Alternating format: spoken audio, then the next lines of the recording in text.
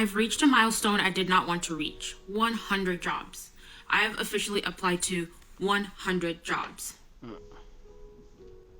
in 60 days. 100 jobs in 60 days. I don't know what to do with that number. I don't know what I want you to do with that number. I don't know. But I've never been in this place in my life before. I've never felt like this before. I mean, look at me. Look at me today. How I look is exactly how I feel.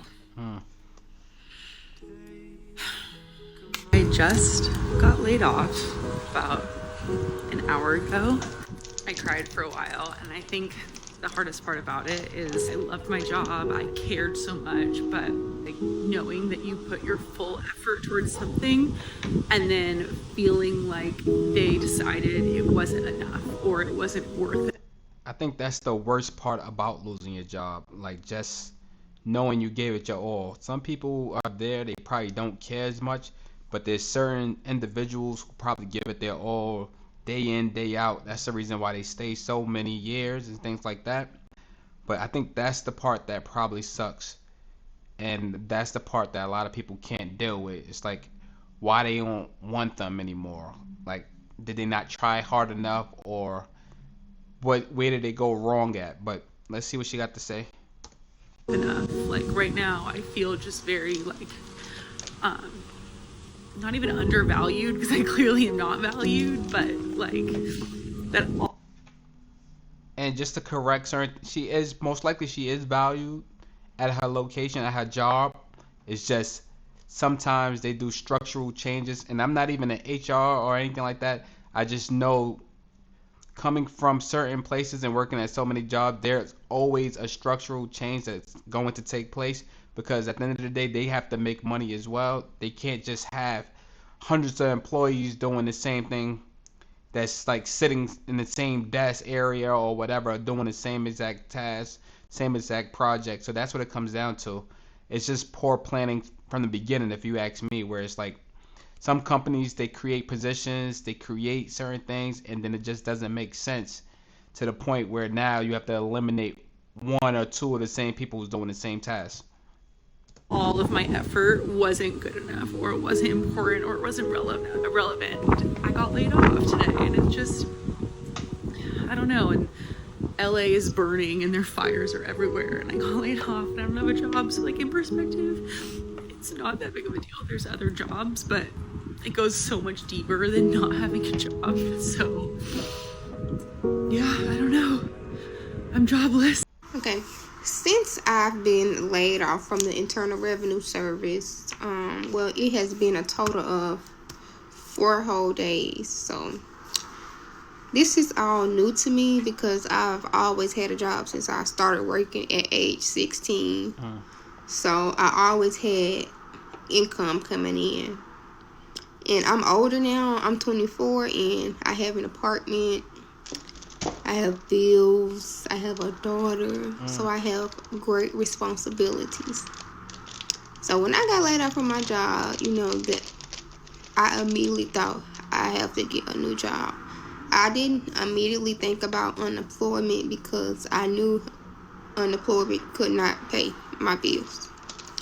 So when I first got home from being laid off, I immediately updated my resume. As you should. And I just started putting in applications. So far, And I think that's a good, like, I'm not in her situation, but I think that's a good plan. But sometimes even better plan is to relax and assess the situation. So you can apply to a million jobs, however many you want, but that won't get you nowhere, because you could ultimately end up in the same position.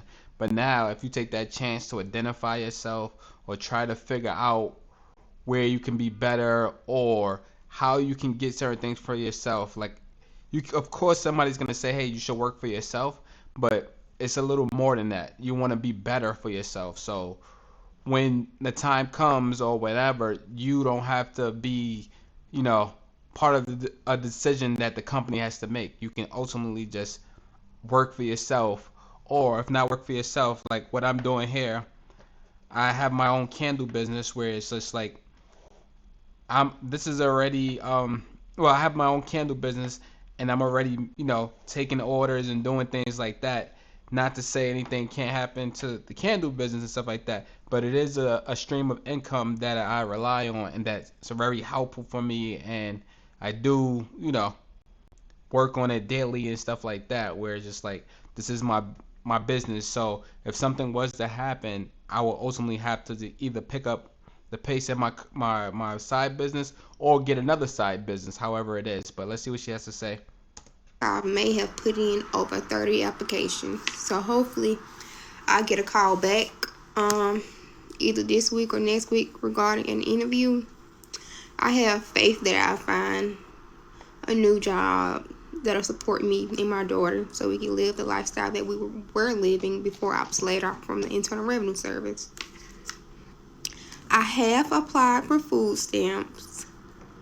Hopefully I get a call back from the food stamp office to schedule an interview and give them any documentation that they may need. I did apply for unemployment, so I'm waiting to get a call back from them also. And me and my daughter, we have 30 days on the federal health benefits program, so I need to go ahead and I need to set my daughter up on state Medicaid or state All Kids. Yep. Whichever one she fits the criteria for. And I've already started budgeting. I wrote down all my bills. I'm not spending any extra money. Yep. My goal is to find a new job, so I will not have to touch any of my money in my savings. But if need be, I will, because that's what the savings is for times like this. And I'm so that was probably her best decision she ever made, was have a savings, because you never know when you're gonna be down in your luck. And on top of that, you just want to have extra money on the side, given what situation. So it doesn't matter if you're going to start a business or something happens in your home or something happens along the way, you always want to have a savings. So I'm not sure how much her savings is, but hopefully it's enough to cover her situation, and it'll last long enough till she gets her next job. I'm hoping she learns to invest or something like that, whatever she has. It doesn't have to be with all her money in her savings, but I think $1,000 taken from her savings, learning how to invest. And I'm not going to be one of those guys who just say, hey, she can turn that into $100,000.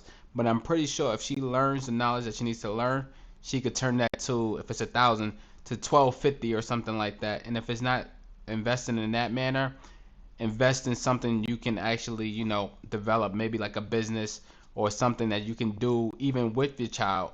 So it doesn't always have to be, hey, I'm going to just, be the next billionaire. It's just like, use that money, start something, work your way up. grateful that I do have a savings, and it's just self-discipline, because I know I do want to be able to stay in my apartment, keep my car. I don't want my bills to get behind. So I have been checking my emails, putting in applications anywhere where I may fit the criteria. So yeah, just pray for me that I get a new job, hopefully, before April.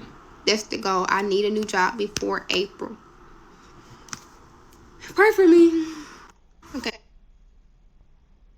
If you get laid off, you need to do this in the first 48 hours. This is going to minimize the time it takes you to get back on your feet. Step 1, once you find out, just take the rest of the day to process it. Cry, eat some ice cream, vent to a trusted loved one. You are not going to make any productive moves until you process this. Step 2, the next day. Consider posting a message like this on your LinkedIn profile. This is going to alert everyone that you're available, and I genuinely know people who have gotten a job offer within 24 hours of getting laid off because they did something like this. Step 3, to avoid any gaps in your resume and continue building your skills, reach out to any friend of yours that runs a business. Send a message like this to start offering your support. And then finally, step 4, we're going to make a list of 3 companies that we want to work for. Find people who work at those companies on LinkedIn and send them a message like this to start building connections. If you follow these steps, you're probably going to have something on your plate before your severance even runs out. Like and follow for more job search tips. So those are some great tips. So I'm not even going to sugarcoat it. Those are some great tips. And I like that he's like extra positive. So, like, I don't know if he's been down that route a couple times, but he's like extra positive, so he may know a thing or two about, being laid off or whatever. But he did, what I do like is that he did have some type of formula where it's just like, hey, here's this email setup, send this to somebody on LinkedIn, and then that's how you get the ball going. So, because ultimately it's going to start with an email or something, so you can either introduce yourself or something like that, so somebody can get to know you or something. And even if it's not on LinkedIn, maybe you can take that same template and then also, I hate to say it, but do it on something off the books or something like that, because it looks like it was a very detailed template where it's either gonna say mention, hey, describe your strong points or whatever it is, however it is. I don't know, I didn't get a chance to read it, but when I go back I'll break it down to see exactly what he was saying in that template. Maybe it would be nice if he actually had that attachment on his own profile so somebody can actually download it and then use that same layout. But if not, just pause the video, see if you can copy as much as you can copy. But I do like the fact that he's one of the positive individuals that I saw who experienced the situation. But if you like videos like this, just make sure you like, subscribe, comment, give me your feedback, and keep me posted.